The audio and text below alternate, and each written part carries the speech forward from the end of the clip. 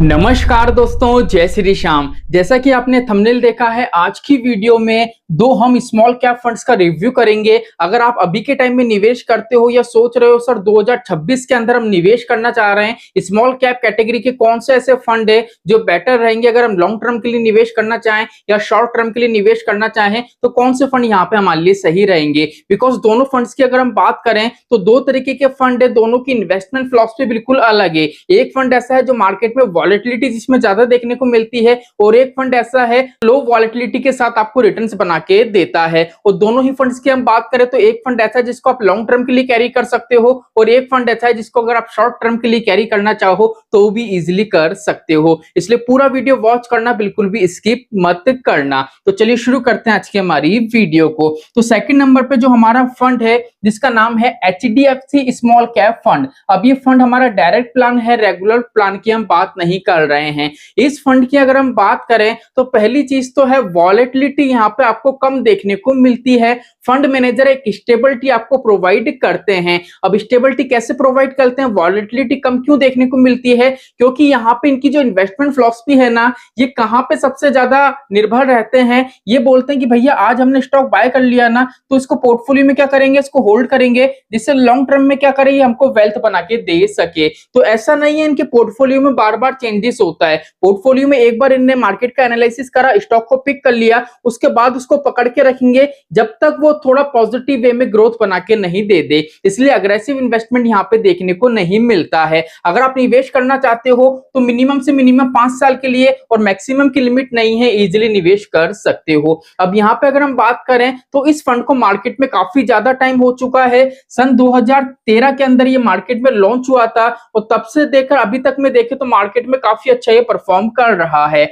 और यहाँ पे अगर हम बात करें तो जितना पुराना ये फंड है उतना ही अच्छे खासे तरीके से अपने बेंचमार्क को बीट कर रहा है, और इसलिए यहाँ पे देखोगे तो अल्फा भी काफी अच्छा आपको देखने को मिलेगा। सेकंड नंबर पे जैसे मैंने आपको बताया वॉलेटिलिटी कम यहाँ पे देखने को मिलती है। अगर इस फंड की हम बात करें तो यहाँ पे जो फंड का साइज है AUM वो मिलेगा आपको 36,294 करोड़ का। तो AUM भी काफी अच्छा है। यहाँ पे SIP भी आप कर सकते हो, लमसम भी कर सकते हो, दोनों ऑप्शन यहाँ पे इनेबल आपके लिए रहने वाले हैं। अब यहाँ पे एक्सपेंस रेशियो की बात करें तो 0.68% का यहाँ पे एक्सपेंस रेशियो आपको देखने को मिलेगा। और एक्सिट लोड की बात करें, एक साल के अंदर अगर आप पैसा निकालते हो तो यहाँ पे 1% का एक्सिट लोड आपको देखने को मिलता है। चलिए चलते हैं आगे की तरफ। अब यहाँ पे अगर हम बात करें कि सर यहाँ पे हम पैसा निवेश करेंगे तो इक्विटी के अंदर आपका पैसा निवेश होगा 89.66% का, और बाकी जो पैसा होगा 10.34% वो कैश के रूप में होल्ड होगा।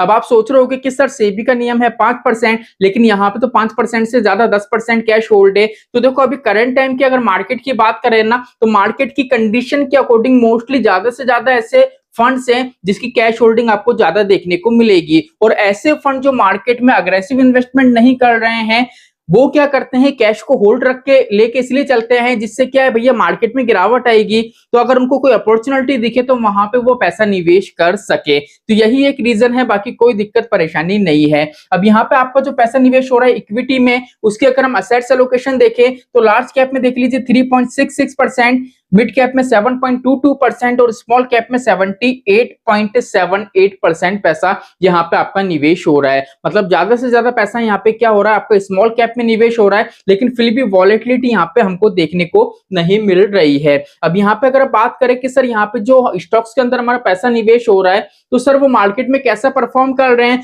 तो यहाँ पे देखो आपको दिखेगा अल्फा 4.78। अब अल्फा क्या होता है, अल्फा ये बताता है, जैसे मान लीजिए कोई भी फंड है, हम मान लेते फॉर एग्जांपल आपका जो फंड है मान लेते हैं आपको 10% का रिटर्न बना के दे रहा है, और मान लेते हैं उस फंड का जो बेंचमार्क है ना, मान लेते हैं वो है 5% का। अब बेंचमार्क से कितना ज्यादा परसेंट रिटर्न दे रहा है, ये एक्स्ट्रा 5% का। बेंचमार्क से जितना ज्यादा रिटर्न होता है वो आपका कहलाता है अल्फा। अल्फा जितना ज्यादा होगा उतना ही हमारा फंड अच्छा माना जाएगा। बीटा, बीटा आपको ये बताता है कि भैया कोई भी फंड है मार्केट से आपको जो रिटर्न्स बना के दे रहा है वो कितना ज्यादा मार्केट से रिस्क ले रहा है। अगर बीटा देख लीजिए कैटेगरी वाइज देखें तो 0.90% से कम है तो काफी अच्छा माना जाएगा, मार्केट से कम रिस्क लेके आपको रिटर्न्स बना के दे रहा है। तो यहाँ पे बीटा देख लीजिए 0.78, जैसे कि मैंने बोला था वॉलेटिलिटी कम देखने को मिल रही है मार्केट से, कि ये कम रिस्क ले रहा है और अच्छा खासा रिटर्न्स बना के दे रहा है। हम रिटर्न्स के ऊपर भी बात करेंगे, वीडियो के आखिरी में हम दोनों फंड को कंपेयर करेंगे और रिटर्न्स भी आपको बताएंगे। चलिए शार्प रेशो की बात करें, जो ये बताता है कि आपने जितना भी निवेश करा है पर यूनिट पे जितना भी रिटर्न मिल रहा है उस पे आपको मार्केट से कितना रिस्क लिया जा रहा है। जैसे मान लीजिए आज आपने पैसा निवेश करा, आपके पोर्टफोलियो में एक यूनिट है, अभी से एक यूनिट पे मान लेते 20 रुपए का रिटर्न मिला, ठीक है, तो एक ही यूनिट पे मार्केट से कितना परसेंट का रिस्क लिया गया है रिटर्न प्रोवाइड करने के लिए, वो कहलाता है आपका शार्प रेशो। यहां तक की चीजें समझ में आ गई। चलिए चलते हैं आगे की तरफ। अगर आगे की तरफ देखें तो यहाँ पे जो बेंचमार्क देखने को मिलेगा BSE 250 small cap total return index, मतलब 250 कंपनी का इंडेक्स है और उसमें से हम बात करें तो 82 कंपनीज में आपका पैसा निवेश हो रहा है। अब 82 कंपनीज की असेट्स एलोकेशन थी वो मैंने पिछली स्लाइड में आपको बता दी है। अब यहाँ पे सबसे अच्छा रोल है फंड मैनेजर का। अगर फंड मैनेजर की बात करें तो इनके जो मेन फंड मैनेजर हैं वो है चिराग जी, जो 2014 से फंड के साथ बतौर फंड मैनेजर के रूप में कार्य कर रहे हैं, क्योंकि फंड मैनेजर जितना पुराना होता है उतना ही अच्छा माना जाता है। क्यों? क्योंकि 2014 के अंदर जब ये फंड मैनेजर बने थे उस टाइम इस फंड की क्या कंडीशन थी, पोर्टफोलियो में कौन कौन से स्टॉक्स थे और करेंट टाइम में पोर्टफोलियो की क्या कंडीशन है और जो स्टॉक पहले पिक करे गए थे उनकी कंडीशन क्या है, तो सारा सब कुछ उनको पता होता है। इसलिए जितने पुराना फंड मैनेजर उतना ही आपका फंड है वो ट्रैक पर चलता हुआ आपको नजर आएगा। चलिए हमारे चलते आगे की तरफ चलते हैं नेक्स्ट फंड की तरफ। नेक्स्ट हमारा फंड है वो है बंधन स्मॉल कैप फंड। बंधन स्मॉल कैप फंड है, इसकी इन्वेस्टमेंट फिलॉसफी बिल्कुल ही अलग है। नंबर 1 पोजीशन का ये फंड है, जैसा कि मैंने लिखा हुआ है। अब किस तरीके की है, यहाँ पे अग्रेसिव इन्वेस्टमेंट आपको देखने को मिलता है, काफी वॉलेटिलिटी वाला ये फंड है, अप एंड डाउन यहाँ पे काफी नजर आते हैं। इस फंड को शॉर्ट टर्म के लिए आप कैरी नहीं कर सकते हो, मिनिमम से मिनिमम टारगेट 10 साल का है तो कैरी कर सकते हो और मैक्सिमम की कोई लिमिट नहीं है। अगर फंड की बात करें तो इसको मार्केट में ज्यादा टाइम नहीं हुआ है, 2020 के अंदर ये लॉन्च हुआ था। एक्सपेंस रेशियो की बात करें तो एक्सपेंस रेशियो कम आपको देखने को मिलेगा 0.41% का, और यहाँ पे एक्सिट लोड की बात करें तो दोनों का सिमिलर ही है 1% 365 डेज का। अब यहाँ पे अगर हम बात करें तो अल्फा तो काफी अच्छा जनरेट कर रहा है। अब क्यों कर रहा है? क्योंकि मार्केट से वॉलेटिलिटी, अब नॉर्मल सी बात है भैया, जब हम अग्रेसिव इन्वेस्टमेंट करना चाह रहे हैं, फंड अगर अग्रेसिव इन्वेस्टमेंट कर रहा है, वॉलेटिलिटी काफी है, तो नॉर्मल सी बात है ऐसे तरीके से अपने बेंचमार्क को बीट करेगा, इसलिए अल्फा यहाँ पे ज्यादा देखने को मिल रहा है। हाई वॉलेटिलिटी वाला मैंने आपको बता ही दिया है कि मार्केट में वॉलेटिलिटी यहाँ पे ज्यादा देखने को मिलेगी। अगर इस फंड की AUM की बात करें तो देख लीजिए 14,561 करोड़ का AUM आपको देखने को मिलेगा। AUM इतना बड़ा नहीं है क्योंकि फंड को मार्केट में इतना ज्यादा टाइम नहीं हुआ है, लेकिन यहाँ पे SIP लमसम दोनों ऑप्शन इनेबल हैं, दोनों आप निवेश कर सकते हो। अब यहाँ पे हम बात करें तो इक्विटी के अंदर आपका पैसा निवेश हो रहा है 87.78% का, कैश के रूप में देख लीजिए 12.15% पैसा होल्ड हो रहा है और डेप्थ के अंदर 0.07%। अब आप बोल रहे होगे कि सर वॉलेटिलिटी ज्यादा देखने को मिलती है तो यहाँ पे डेप्थ के अंदर पैसा क्यों लगा हुआ है?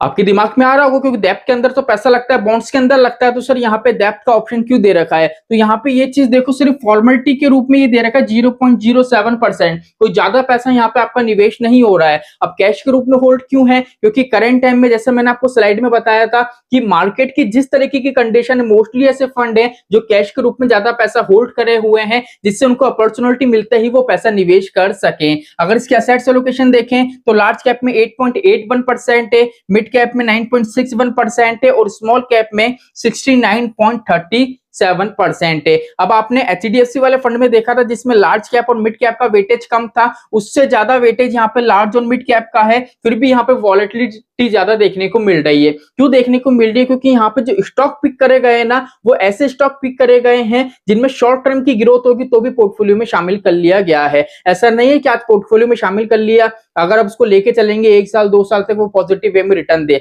अगर इनको लग रहा है कि शॉर्ट टर्म में भी अच्छा खासा वो ग्रोथ बना के दे सकता है तो पोर्टफोलियो में शामिल कर सकते हैं। इसलिए यहाँ पे वॉलेटिलिटी ज्यादा देखने को मिलती है। अब जैसा मैंने आपको बताया था 2020 में लॉन्च हुआ है, ठीक है, वो वाला फंड 2014 में हुआ था, अल्फा 4.5% का था और ये 2020 में लॉन्च हुआ है और इसका अल्फा देखोगे तो 8.5% का आसपास, मतलब देखें तो बेंचमार्क को काफी अच्छे तरीके से ये बीट कर रहा है। यहीं बीटे की हम बात करें तो मैंने आपको बताया था अग्रेसिव फंड है, 0.90 से देख लीजिए आपको ज्यादा देखने को मिलेगा 0.92%, मतलब इसकी जो कैटेगरी है, कैटेगरी से ज्यादा रिस्क ले रहा है, इसलिए मैंने आपको बताया था कि अगर इसको कैरी करना चाहते हो तो लॉन्ग टर्म का टारगेट रखना, शॉर्ट टर्म का टारगेट मत रखना। जैसा कि मैंने बताया था स्मॉल कैप कैटेगरी का इंडेक्स से 250 स्टॉक्स होते हैं, तो 250 में से 214 स्टॉक में यहाँ पे आपका पैसा निवेश हो रहा है। अब पोर्टफोलियो में एक चीज ध्यान रखना, अगर आपके फंड में मैक्सिमम से मैक्सिमम स्टॉक है ना, तो वहां पे क्या होगा, पहली चीज तो गिरावट होगी, तो गिरावट भी ज्यादा देखने को मिलेगी,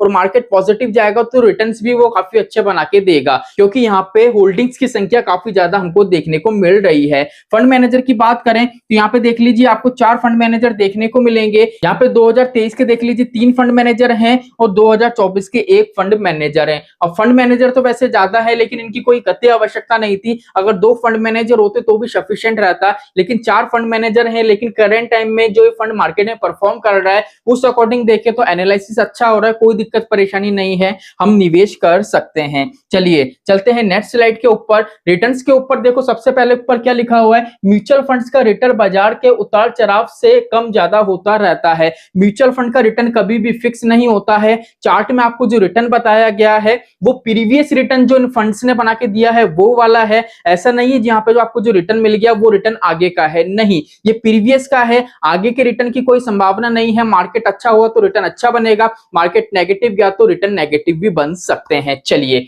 अब यहाँ पे देखें, बंधन small cap, HDFC small cap और नीचे इनका बेंचमार्क का रिटर्न आपको शो हो रहा होगा।